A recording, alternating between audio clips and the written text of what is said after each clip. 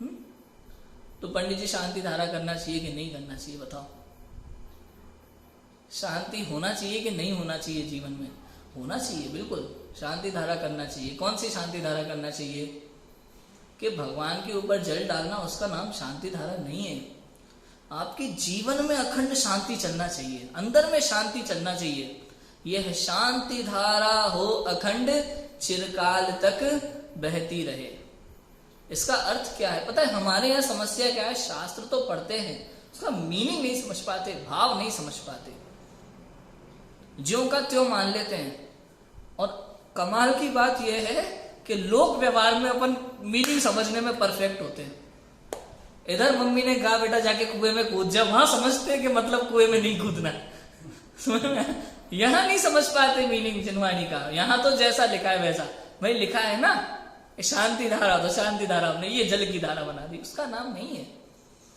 पुष्पदंत भगवान 9वें तीर्थंकर, वहां से लेकर के जो 16वें शांतिनाथ भगवान तीर्थंकर थे, इस बीच में 7 बार धर्म की व्युत्पत्ति हुई थी। पुष्पदंत भगवान के बाद जब शीतलनाथ भगवान हुए, इस बीच में चतुर्संग का अभाव हो गया था, धर्म की विच्छित्ति हो गई थी। बाद में दोबारा फिर शीतलनाथ भगवान ने धर्मध्वज लहराया। फिर श्रेयांसनाथ भगवान जब तक हुए तब तक बीच में चतुर्संग का अभाव हो गया था, धर्म की विच्छित्ति हो गई थी। ऐसे फिर बाद में 11वें श्रेयांसनाथ हुए, फिर 12वें वासु पूज्य हुए, इन बीच में धर्म का अभाव हुआ।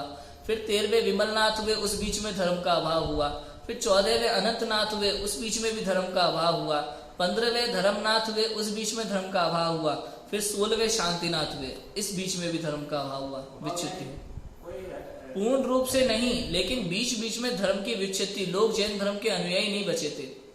हाँ बिल्कुल इस तरह से 7 बार जैन धर्म की विच्छित्ति हुई थी, 9वें पुष्पदंत तीर्थंकर से लेकर के शांतिनाथ तीर्थंकर तक। और फिर शांतिनाथ भगवान के बाद में आज तक वो धर्म की विच्छित्ति नहीं हुई। जैन शासन वैसा का वैसा लहरा रहा है, चतुर्संग होते आए हैं और पंचम काल के अंत तक होते रहेंगे। सच्चे मुनि आर्य का श्रावक श्राविका, शांतिनाथ भगवान के बाद पुनः जब दोबारा चालू हुआ, होते आए और होते रहेंगे, पंचम काल के अंत तक जैन धर्म वैसा ही रहेगा।